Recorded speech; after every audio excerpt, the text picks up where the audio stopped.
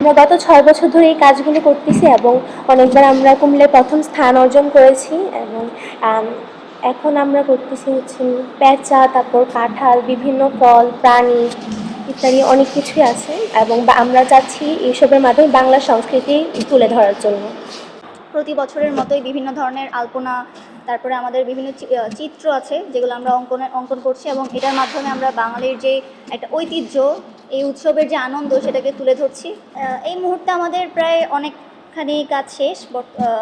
যে আলপনা চিত্র যা আছে সব করা শেষ, শুধুমাত্র এখন আমাদের ব্যানার, স্টেজ এবং হচ্ছে মাটির যে আলপনাগুলো ফ্লোরে আঁকা হবে সেগুলোও বাকি আছে।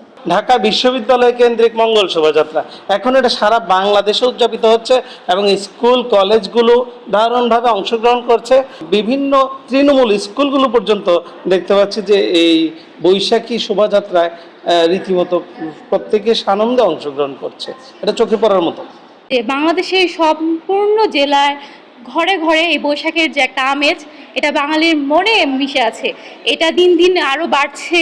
আশা করছি যে এটা আস্তে আস্তে আরও মানুষ জাগ্রত হবে এই কাজগুলোতে, তার সচেতন হবে যে বাঙালির ঐতিহ্যটা কীভাবে রক্ষা করতে হবে।